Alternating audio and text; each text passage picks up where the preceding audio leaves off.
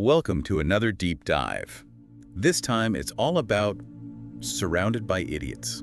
Oh, a fascinating choice. Yeah, it really dives deep into personality types, and it's a book that, I was really interested in getting into. Absolutely. And it's so helpful for understanding the people around us better. Right, like especially at work or even family members. Yeah, definitely. But you know me, I'm all about the practical stuff. So how can we actually use this knowledge? Well, that's the exciting part. Yeah. We're going to break down these 4 personality types. Okay. Each with their own quirks and strengths and weaknesses. Right, because there's a lot to unpack here, right? Yeah, for sure. We've got communication styles, conflict resolution. Oh, yeah. How do we even, process all this information in a way that actually sticks? Well, you've mentioned memory techniques before, and there's one that's particularly powerful for this. Have you ever heard of the mind palace? Okay, yeah, it rings a bell. It's a method that's been used for centuries to memorize vast amounts of information.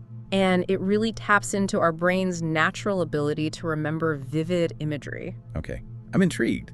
But before we jump into building a mind palace, I'm curious about the history here.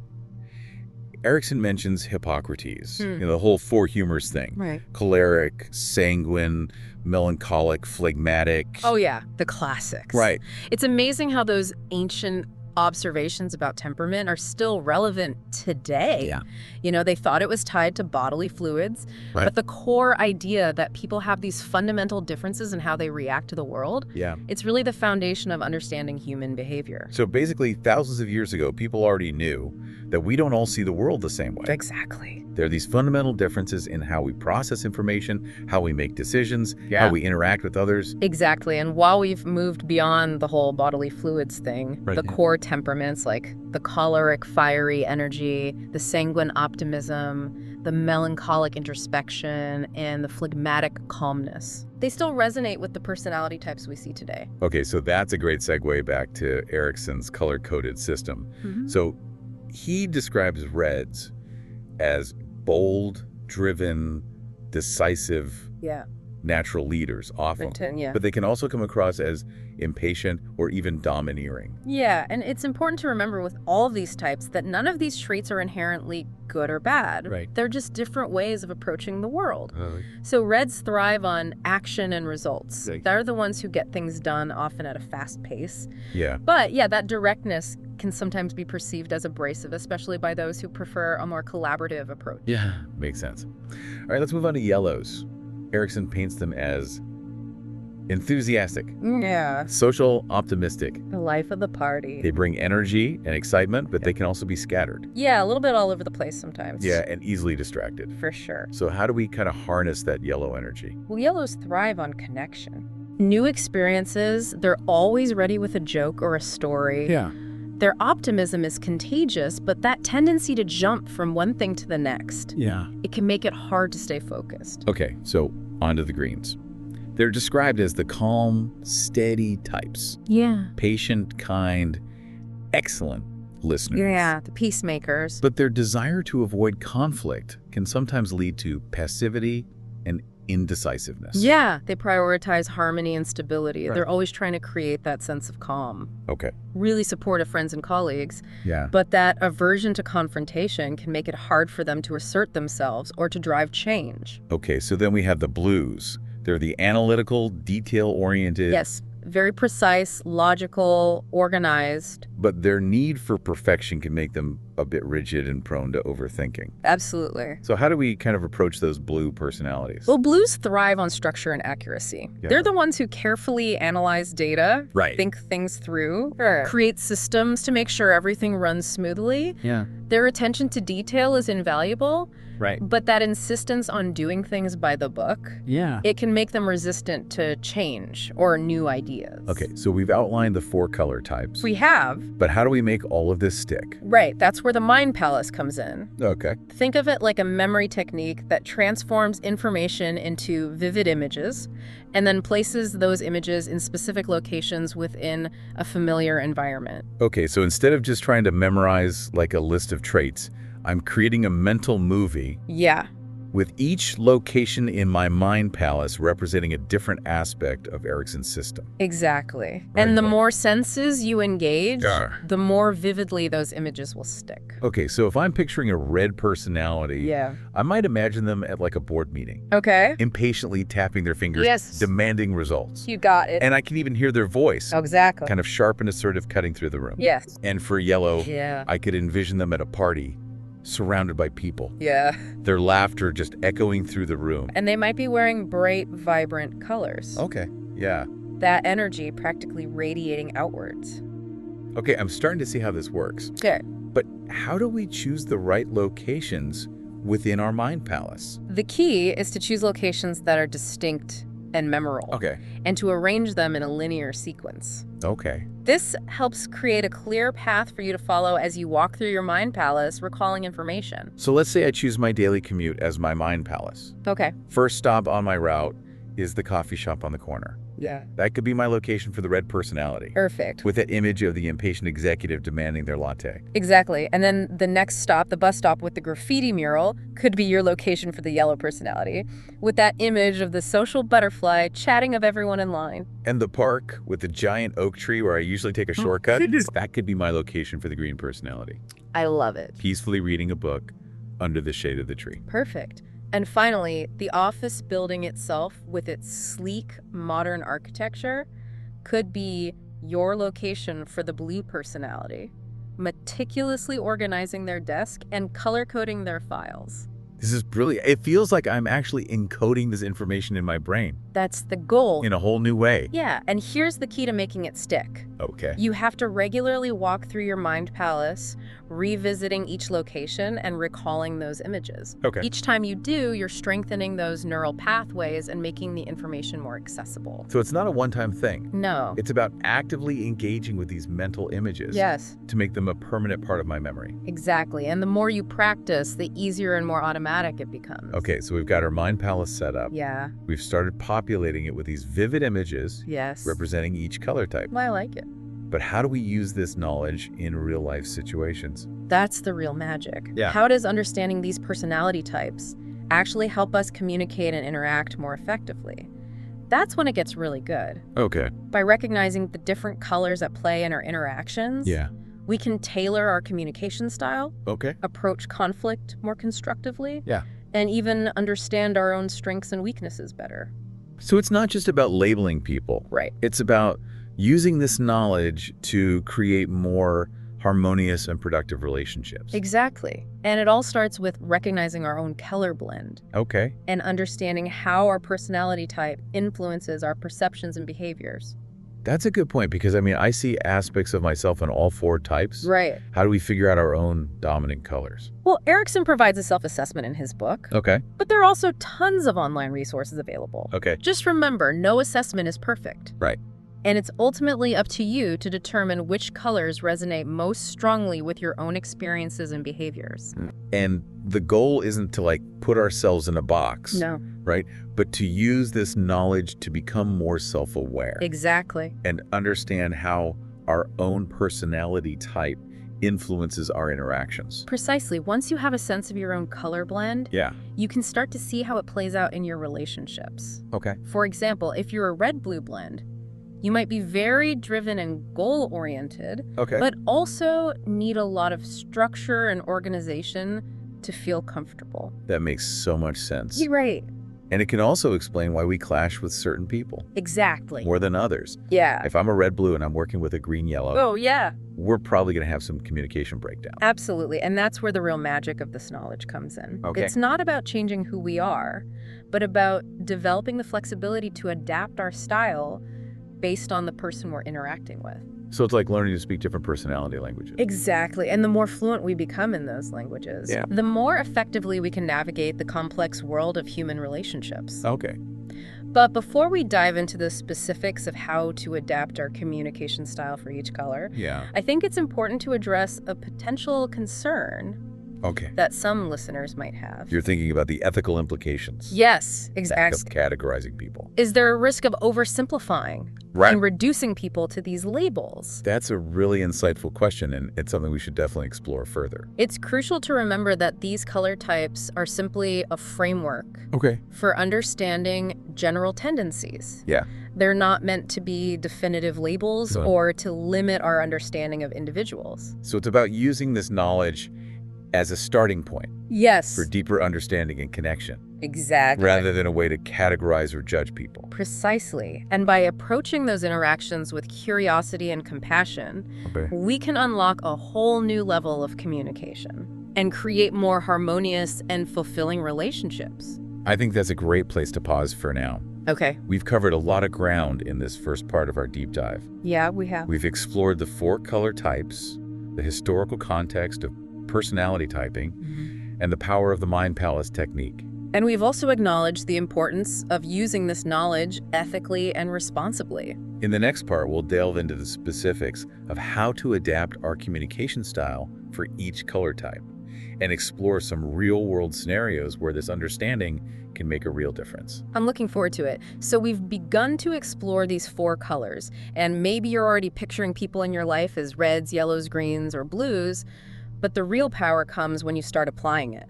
Right, because it's one thing to be able to label people, but how does that actually help us navigate those tricky real-world interactions? Well, imagine you're trying to get a red colleague on board with a new project. Okay. Knowing that they're driven by action and results, you wouldn't bombard them with lengthy explanations or emotional appeals. Right.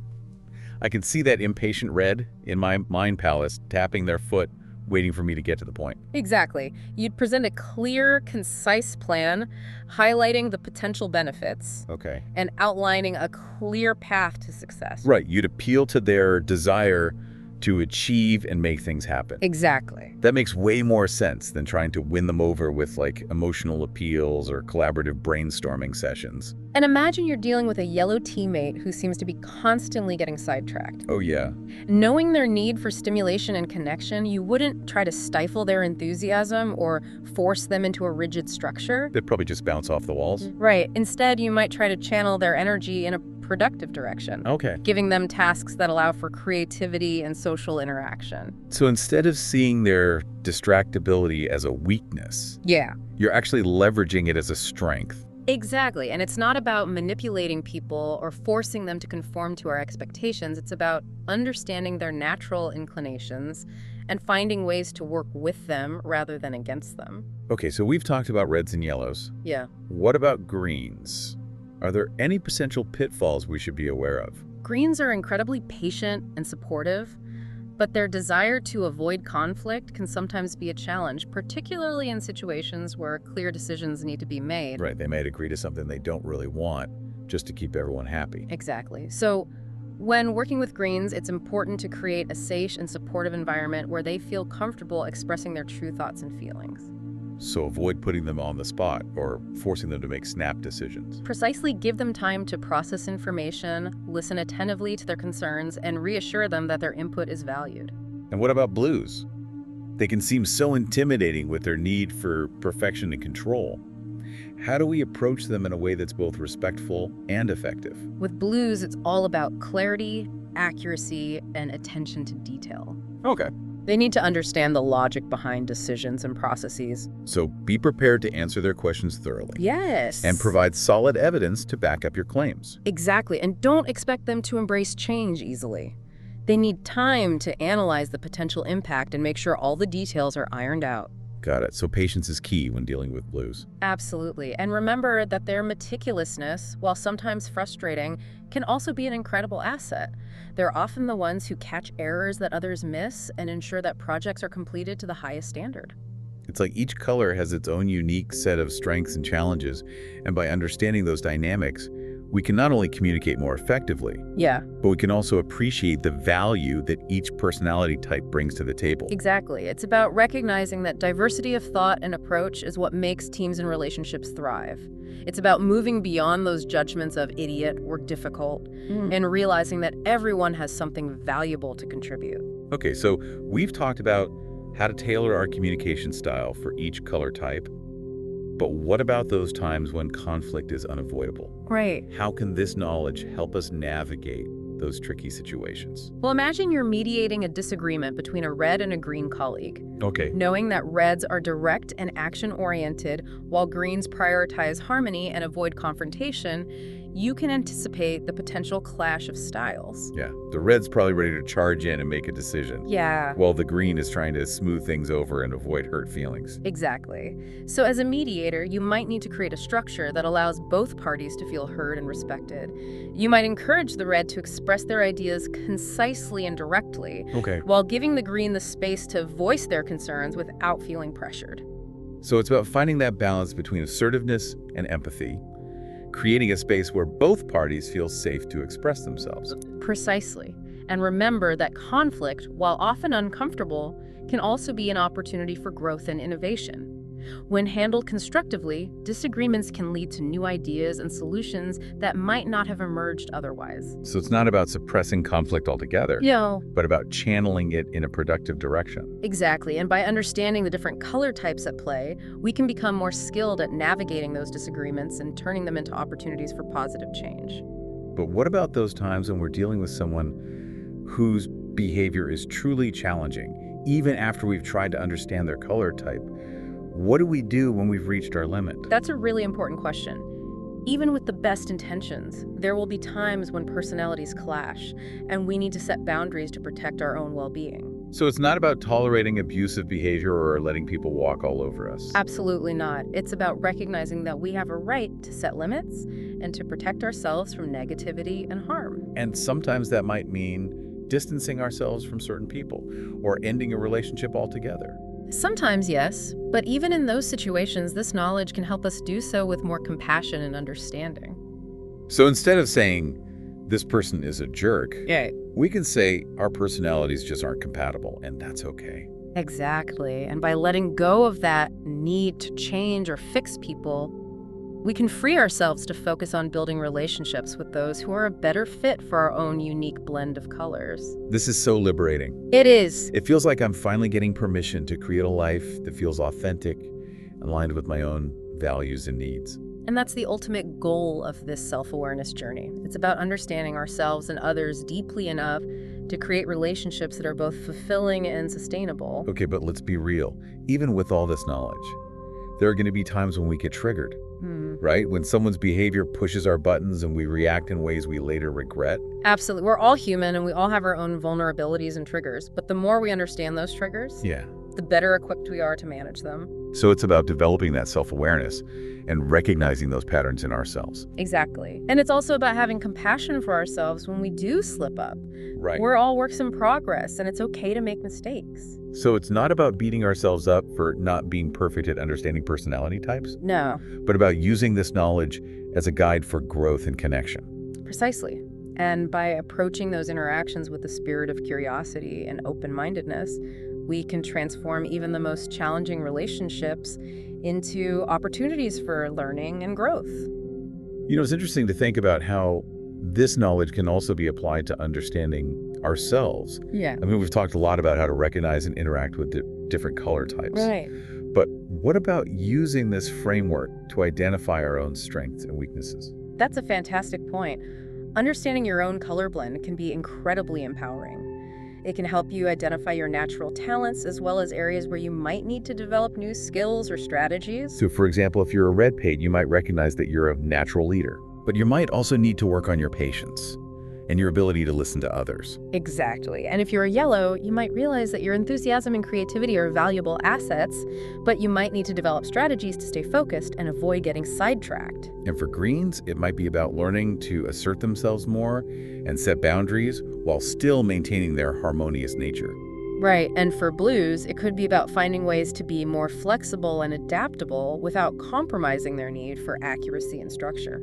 It's like this knowledge gives us a whole new lens through which to view ourselves. It does. Both our positive qualities and the areas where we might need to grow. Exactly. And by embracing those insights with self-compassion, we can embark on a journey of personal development that's both authentic and fulfilling. Okay, so we've talked about how to apply this knowledge to our interactions with others, how to navigate conflict, and even how to use it for personal growth. But I'm curious about those times when someone's behavior just seems completely off the charts, like they don't fit neatly into any of the color categories. That's a really insightful observation, and it's important to remember that these color types are just a framework. They're not meant to encompass every single nuance of human behavior. So there's always going to be an element of mystery, even with all this knowledge. Absolutely. And that's what makes life so fascinating. We can study personality types, we can analyze behavior patterns, but in the end, each person is a unique and complex universe unto themselves. So it's about embracing that complexity and recognizing that there's always more to learn. Precisely. And by approaching those interactions with humility and an open mind, we can continue to deepen our understanding of ourselves and others and create a world where everyone feels seen, heard, and valued. This has been an incredibly insightful discussion. So far, we've explored the intricacies of the four-color personalities. We have. Delved into practical applications for navigating real-world interactions. Yeah. And even touched upon the ethical considerations of using this knowledge. And I think it's important to remember that this journey of understanding ourselves and others is an ongoing process. Right. It's not about achieving some kind of perfect mastery, Yeah. but about continually learning, adapting, and growing. That's a great point. And I think in the next part of our deep dive, Yeah. we can explore some specific strategies for giving and receiving feedback effectively tailored to each color type. That's a fantastic idea, because feedback is such a crucial part of communication, whether it's in the workplace, in our personal relationships, or even in our own self-reflection. And knowing how to deliver feedback in a way that's both constructive and compassionate can make all the difference in creating positive change and strengthening our connections with others.